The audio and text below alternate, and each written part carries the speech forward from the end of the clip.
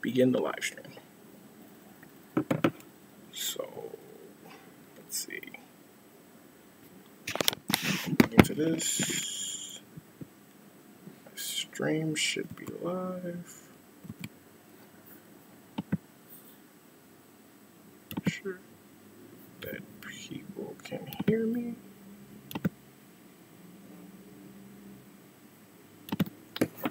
Hold on one second. Okay. Should see me now. Just apologize. Give me one quick moment.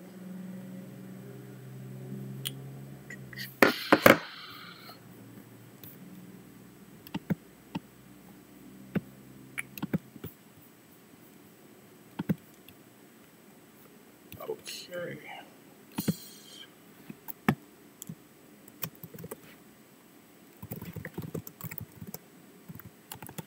See and hear me. Yeah, definitely. If you can see and hear me, definitely let me know so I can go ahead and start this off. Okay, perfect. So there we go. Everyone can see and hear me. Okay, perfect. Once again, my name is Jamie White. First off, I just want to thank everybody for taking the time out of their day and checking out the live stream on behalf of Supplier News. Really appreciate that. I understand that you guys are busy going about your day, accomplishing your own tasks within the fields of supplier diversity and small business. But once again, I really appreciate you taking the time and taking a look at what we have today. Now, for those who have been getting my emails, it's, again, from me, Jamie White. So if you're not familiar with who I am, this is me. But essentially what I've been sending out is a new initiative that Supplier News has partnered with other organizations such as Diversity Reporting Solutions and Supplier.io in an effort to essentially support the supplier diversity and small business industry. And we'll get through exactly what that kind of looks like throughout the PowerPoint. So we've got a couple of sections that we want to get into for this. And I'm going to be trying to jump back and forth when it comes to the stream. So bear with me. I just want to make sure that, everybody can understand what I'm saying. And, if you have any questions, definitely leave a question or a comment and I'll try to get back to you. And then in addition, I'm also going to leave my contact information at the end of the live stream. So feel free to contact me with any questions or anything along those lines in terms of any, thing that you saw good, bad, indifferent, what have you, so that we can go ahead and answer that. Now, with that being said, let's go ahead and let's start the live stream / the introduction to Progress 2020. Now, again, I'm sure that a lot of you have gotten the emails in terms of the Progress 2020 initiative, but although there's, short descriptions there, as well as you can, go on the website, diversityreporting.com/progress 2020 to take a look at it. I think it's key that people kind of understand where we're coming from and exactly what it is. So definitely want to, just read a quick sentence on what we've got here. It's, Progress 2020 is an initiative created to incorporate achievable goals and metrics to measure the impact of supplier diversity and small business programs over the next 2 years, right? So what does that mean? So for supplier diversity professionals, specifically, one of the things that over the past, almost decade now that I've been in the industry, that has been a continuing, progression or expansion is creating the appropriate argument to support supplier diversity, right? So in doing so, or in taking a look at that, one of the things that we want to do is quantify that metric. So what that means is support things based on data. So taking a look at things such as like supply chain analysis, what have you, supplier diversity professionals and kind of what they're doing, the marketing aspect, things of that nature, sustainability, et cetera, et cetera. So we really want to take a look at all of that, and we want to tackle it from a technology and data component. And in that, kind of give a report on, what are the best ways to progress through supplier diversity, what are the best ways to support supplier diversity, and, again, if you're a supplier diversity professional, what are the best ways to kind of go about your day and ultimately grow into a positive or a and expanding program. Now, who are the players within Progress 2020? So I mentioned them before, but I think each organization kind of deserves their own quick synopsis. So we have Supplier.io. They are a technology provider of supplier diversity solutions within the field. So they do things such as a gambit of things from tier 1 supply chain management, so tracking your suppliers, all the way through data enrichment, identifying which ones are diverse and small businesses. So a whole gambit, right? So we believe that in connecting with Supplier.io, managing that technology component in your data and storing it is a great first step if you're looking to grow your program. Next up, Supplier Dnews, which obviously is why we're here today. Kind of that media explanation, that media component. So again, taking a look at, as you know, following the Supplierty News newsletter and website, what we do is we make sure that we identify and kind of explain what are the hot topics, important issues when it comes to supplier diversity. How does that impact, a corporation, MBEs, WBEs, etc., veterans throughout the entire spectrum of supply diversity.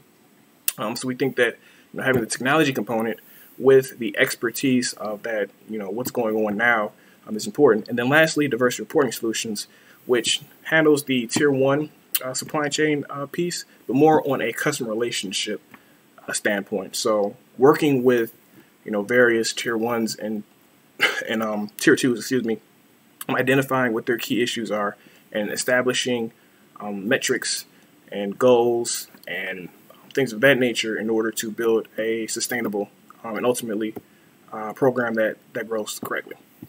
So we believe that those three organizations are the best way to launch Progress 2024 over the next 2 years. Now, I mentioned this before, but kind of what are the components of Progress 2020? First piece is the technology component. So we talked about Supplier and kind of what they do. We think that that's a great first step. In order to understand your supply diversity program, the first thing that you need to do is understand the data behind it, right? So how many suppliers are you doing business with? Where are they located? Are they diverse? So things of that nature we think is the first step. So tracking that information so that you can get an understanding of where you're at within your supplier diversity process. And then research, right? So the research component is just taking a look at the trends within supplier diversity. So we want to go at least 10 years back. And, as everyone knows, is aware, 2008 through 2009, that was essentially when the recession happened.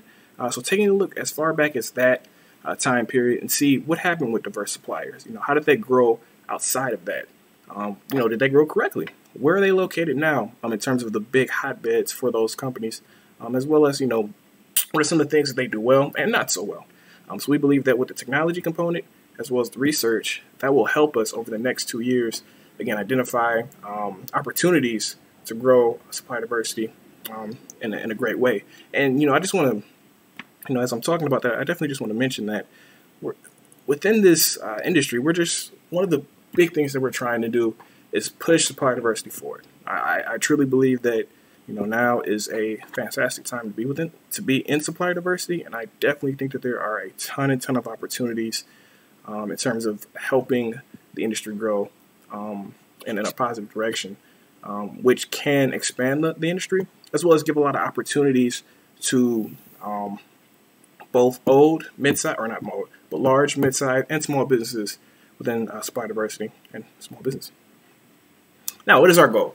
Now, again, to quantify the corporate benefits of supplier diversity and small business programs, right? So we believe that in the past, it's kind of, just data, collecting that data. What we want to do now is take that information and paint a picture on what does it mean and how do we use that data to grow your program, whether you're a corporate, MBE, what have you. So using this information to benefit your program and ultimately benefit the industry.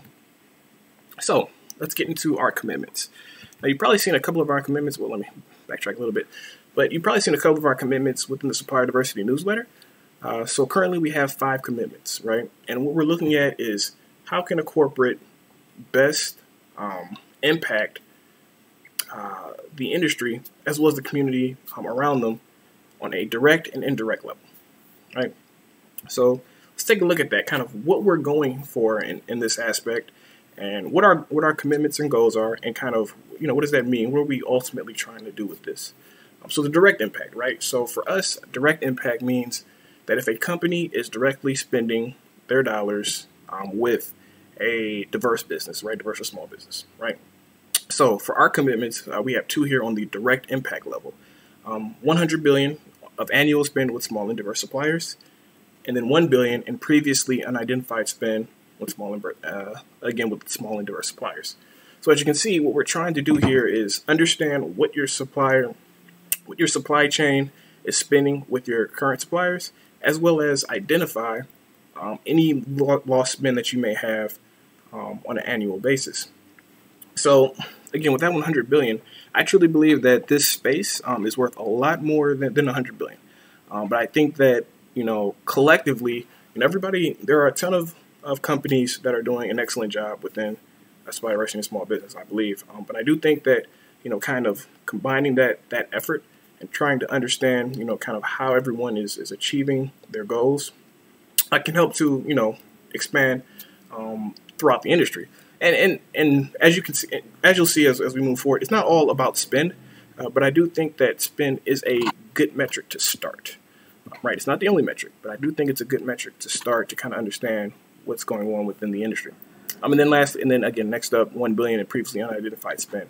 So one of the things that we consistently find is that when we're connecting with customers, there's always spend that they haven't identified with diverse and small businesses. And this is for all companies. I've never seen a company that, when connecting with us, we haven't been able to help them find a supplier, at least one, way more than one, but just as an example. So again, identifying that lost spend and then putting it into the annual spend that a customer is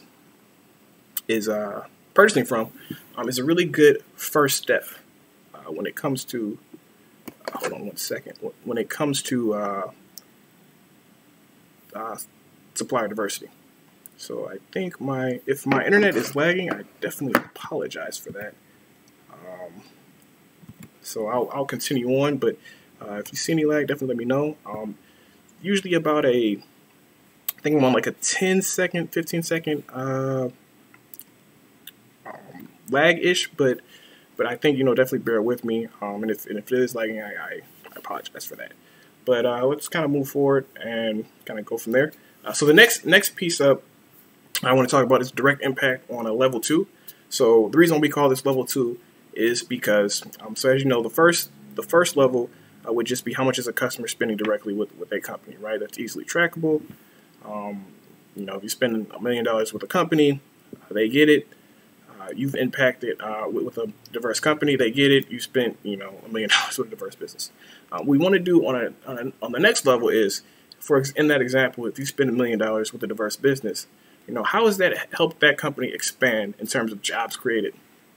So as you can see here, we're looking to help when it comes to tracking that information. We're looking to help track at least 500,000 jobs created with diverse suppliers annually, right? We believe that it starts with spend. I think it's a good first step, but it should be leading to additional things as well, such as jobs. Because again, and this has been said, I think we can pretty much see it throughout from 2008, especially to now. Creating jobs is very important when it comes to helping the economy grow and sustain itself and grow. So we believe that targeting that 500,000 is a good number. It's a good first step so that we can understand, again, that's what we're trying to do. That's what we're looking to do here is understand that supplier diversity industry from a holistic concept, and then looking for ways to improve it and grow it over time. Okay, indirect impact. So we know that, hey, if I spend $1 million with a diverse business, that's direct. And if that business, of that $1 million, they hire 100 people, that's also direct because it's coming from my direct dollars. Now, on an indirect aspect, we're looking at the tier 2 level. So if I spend $1 million with a company, and then that company spends, $500,000 with a diverse company, right? That would be tier 2. So on an indirect level, we are looking to track at least 20 billion of tier 2 annual spend with small and diverse suppliers. We think that, again, this is important, right? Because it's all about impacting the economy, impacting the community correctly. Now, there's a ton of arguments when it comes to why this is important, and we'll get into that in the next piece when it comes to research. But we believe that again, on that data aspect, taking a look at these 5 commitments is a great way, excellent way to start, understand kind of what's going on within the industry, and then relate that to the research that we're going to commit to this initiative to again create and understand supplier diversity and ultimately grow it. So again, 20 billion with tier 2 annual spend with small and diverse suppliers, which again means if I'm a company, I spend $1 million with company A, and then company A goes out and spends 500,000 with a diverse supplier. Next up is 10,000 tier 2 engagements with small and diverse suppliers. So what that means is tracking how many diverse suppliers on a tier 2 level company A is doing business with, right? Again, I spend $1 million with company A.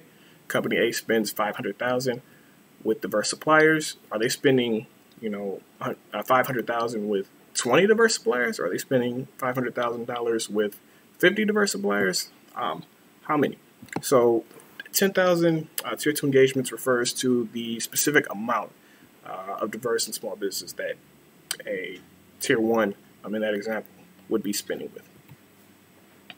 Now, those were our 5 commitments. And again, we believe that kind of starting with that as a base is an excellent way to build that argument and eventually expand on that as we move forward over the next 2 years with this initiative. Now, I do have a couple of commitment updates.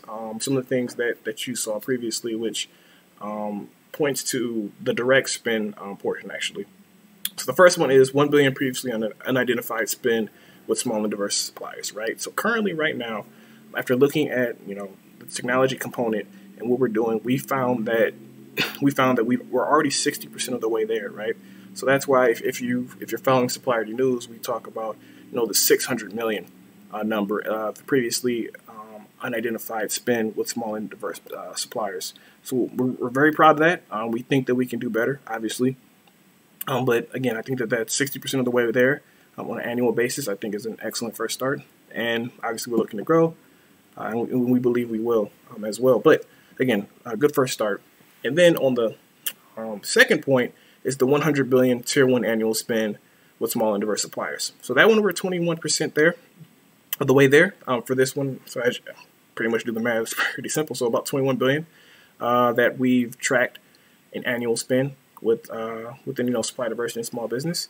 And again, this is the first year. We expect that to grow, but by 2020, so from January 1, 2020 to December 31st, 2020, we are looking to do 100 billion in terms of tracking that spend. So again, when it comes to these commitments, I think this is a really good first start. And again, we're trying to, with these 5 commitments on a direct and indirect level, understand what's going on in the market, and then ultimately helping to grow and expand supplier diversity. So next up, we have research. Right? Excuse me. So on the research aspect, that's kind of where the other piece comes in. So we talked about technology, and then the second component of the Progress 2020 initiative would be research. Now this one, again, 10 years back, and kind of understanding what's going on within supply diversity in small business, and obviously what are the benefits, and then how do we grow it effectively. So as you can see from this slide, compiling data. So from 2007 to 2018.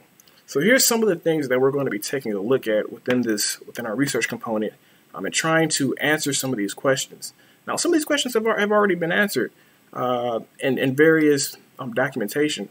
So what we're trying to do is kind of compile that into one area so that you as a supplier diversity professional can kind of have that information, understand it, make it easily digestible, so you can go back within your industry, or within your professionalism, and have a hopefully a positive and much better understanding of how to again effectively induce that change within your program. So first up, 2008, recession and its impact on small and diverse businesses. Right. So we hear a lot about 2008-2009 recession and its impact on the economy. What we want to do is we want to focus on small and diverse businesses, right? How did it affect it? Where are we now since that effect, right? Now, I won't get into it too much right now, but there is a lot of good information. Well, good information.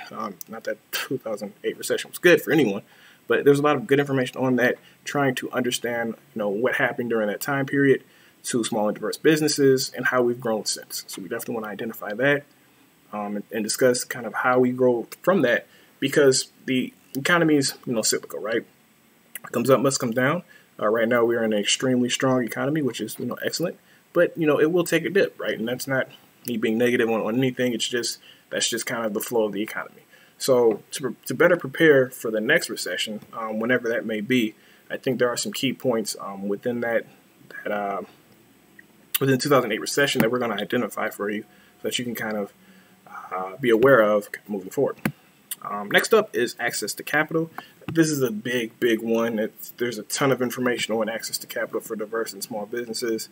For this one, there's actually a really good article by the Small Business Administration taking a look at the census from, I believe, 2007 to 2012 that we're going to pull heavily from.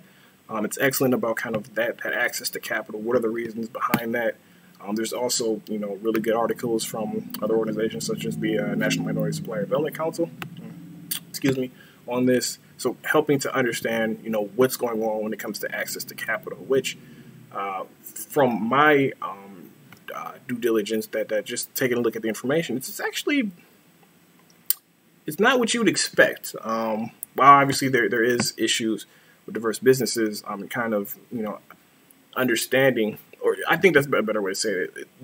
The disconnect when it comes to diverse suppliers is a lot more when it comes to the educational point versus kind of going out for the capital. So I do believe that that's something that we definitely want to identify and hopefully come, spark some change there and come up with ways in which, we can, be better at that. Revenue generating departments. Now within supplier diversity, again, I believe this is an excellent time within supplier diversity. And I think that they're, moving into the future, there are a ton of different ways that, we can look at the supplier diversity departments. So what I'm going to be doing within this is kind of challenging the status quo and kind of saying, hey, can supplier diversity help with the revenue generation within a company, right? Now we're going to take a look at that. We're going to look at the pros and cons and see, is there ways that a supplier diversity professional can help with that, right? Now, hopefully I'm not getting a lot of, people just like, yeah, there's no way that's going to happen. But I do think that, again, I think this is a perfect opportunity with a project like this to take a look at different areas that may not have been, explored in the past and see what we get. And if you don't agree, based on the research that's, given, that's 100% fine. But I would challenge you to, at the very least, take a look and with an open mind and consider kind of what we're going to be going through. And again, this information will all be backed up based on data. So that's one of the good things about it. So you'll know exactly why we're making these arguments and kind of why we're making these recommendations. And then lastly, upcoming regulation that may affect supplier diversity. Now, as you know, within the government, there's always regulation coming and going on a federal, state, and local level. So we're going to be taking a look at that and seeing what's coming up within your state or your city, and kind of how that may benefit you or how that may negatively affect you, but things that you nonetheless need to be aware of. For example, there's a couple of states, in particular on the West Coast, if you're an energy company, that you definitely need to be aware of when it comes to reporting within supplier diversity. And then there's a couple of, within the South especially, we're starting to see, some traction, I believe, when it comes to diverse suppliers and kind of opportunities there. So again, just taking a look at this and putting that information out there and letting you digest it, and hopefully, ultimately having a positive effect on you and what you're doing with your company. And we're going to be taking a look at some other things as well, but I just kind of wanted to identify these just so you have an example of kind of what we're looking at. Get your mind flowing on this, late afternoon on a Tuesday. Now, where are we going to be pulling this information from? So, essentially, we're taking a look at a lot of various points So I wanted to highlight just a couple of things that we're taking a look at. I think that these are kind of the more recognizable ones. We also are going to be taking a look at articles, such as like a Bloomberg. We have a couple of Bloomberg articles, Investopedia articles that we're taking a look at as well. But I think that when it comes to, if you're trying to identify what's going on within, the nation, which this will be, if I didn't mention this before, this will be kind of United States heavy.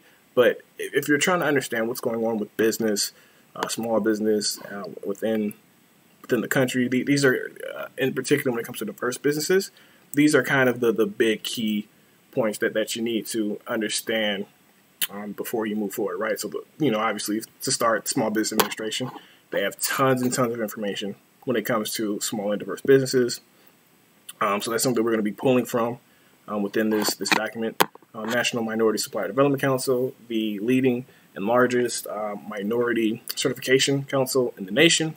Minority Business Development Agency. So they're part of the Department of Commerce, and their job is to obviously support, promote, and help guide minority businesses in terms of opportunities or to win opportunities within government contracts. The United States Census, so obviously just keeping track of the population of America and what they're doing, demographic, etc. Brookings Institute, another just educational organization that does kind of in-depth reports on a lot of things, but one of the things obviously being small businesses. The Green Lining Institute, they're on the West Coast. They take a look at diverse businesses from a private and public industry concept, and then the United States Federal Reserve System, obviously the Fed, and they control, basically the interest rates and can you get a loan for how much? Well, not can you get a loan, but how much is your loan going to cost essentially if you're a business. So take a look at these components. These are going to be the big ones that we're pulling from. Obviously, we're going to be pulling from some other ones. If you have any suggestions, I'm going to leave my contact information at the end. Feel free to send me information or any suggestions on any other information that we need to be taking a look at. So, 3-year plan. So for research purposes, the 3-year plan, obviously we had a 3-year plan for our commitments. We also have a 3-year plan for the research and analysis component. So the first piece would be minority business enterprise. So we're looking at creating a document, and that's why you saw the MBE. I'll go back for a second. That's why you kind of saw the MBE heavy department. So Minority Business Development Agency and the National Minority Supplier Development Council, but you don't see any women councils. That's because, let's move forward, not back. That's because in late 2018, so hopefully this year, if not early next year, we're going to be focusing on the minority business enterprises and kind of what's going on with them over the past 10 years and kind of how they can grow over the next couple of years. And then in 2019, that's when we're going to focus on women business enterprises. And then 2020, that's where we're going to be focusing on veteran business enterprise as well. And again, if you have any suggestions on kind of what you think we need to be looking at, the information that we need to be pulling from, we are 100% open to taking a look at it, because we want to make sure that the information that we're providing to everyone kind of hits as many points as possible, but at the same time be easily digestible. Now, and lastly, so the ultimate purpose when it comes to the research portion of our initiative is increasing value, right? And I've talked about this before, but I definitely wanted to show a nice looking chart. This is this is the best I can do when it comes to charts, from a manual process at least. But from a supplier diversity department standpoint on a corporate level. So for this one, we're taking a look at the corporate level, and we'll be doing other things for specifically MBEs and WBs as well, and for example, with the access to capital piece. But for this piece, excuse me, within the supplier diversity departments, what we're trying to do is increase that value. And as you can see, the 4 points that we believe you can do it from, in terms of the ways that you can connect, is the first piece, at the very bottom would be procurement, obviously, right? So understanding your supply chain, your procurement strategy. Are you guys looking to expand your procurement, or are you looking to expand the amount of suppliers that you're purchasing from, or are you looking to contract? Where are you within your procurement strategy, and how can you, utilize small and diverse businesses during whatever your expansion or contraction period. Next up, marketing, right? So how do you connect with marketing as well as the diversity and inclusion departments to help expand your reach within the company, right? Because that's really what it's all about, is getting that buy-in from your corporate partners, your corporate employees or coworkers, And ultimately, when you get that support, you're able to expand and do more things externally. And lastly, sustainability. And I'm not going to get too much. When we talk about sustainability, sometimes I go off on a tangent, but I do believe that sustainability is key to supplier diversity. I'm sorry about that.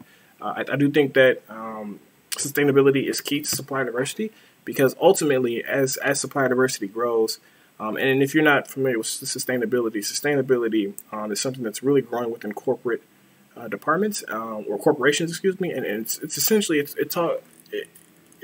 the big piece of things that includes such as like being environmentally friendly, right? So paperless, so sustainability within a company, and again, how do you sustain yourself and grow into the future? So we believe that connecting supply diversity with all these points, and then is essential to helping it grow effectively.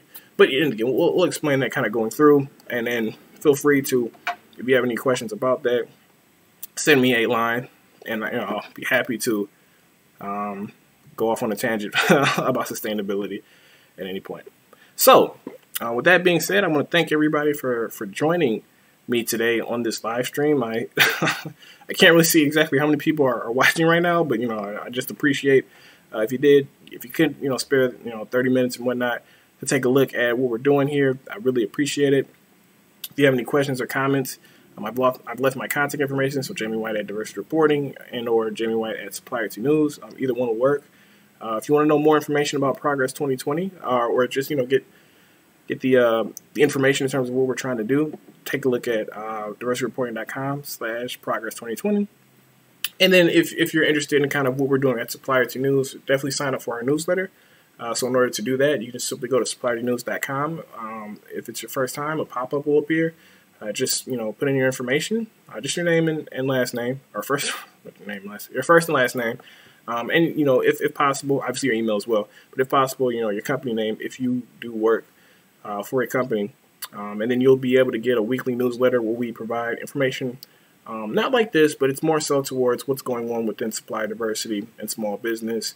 How is it affecting the economy? And different positive ways that you may want to take a look at, and growing and effectively, or creating an effective supply diversity program, or if you're an MB looking for opportunities for you specifically in whatever area you may be located in. So that's pretty much it there. In addition, I also wanted to note that we will also be at the 2018 NMSCC conference in Austin, Texas. So we're going to be there for the trade fair. I believe it's Tuesday. It's October 16th, I believe, or 15th. No, I think it's October 16th. So we'll be there for the trade fair. You see my face, you know my face now. So definitely come up, say hey. If you have any questions, I would love to talk to you about it. I do think that when it comes to Progress 2020, this is an initiative that we can all be a part of, and we can all utilize this and help this industry grow. I'm always looking for ideas, different ways to make this initiative better. It's a newer initiative. We partnered simply a couple of months ago in order to get this going. But over the next 2 years, hopefully that partnership will grow.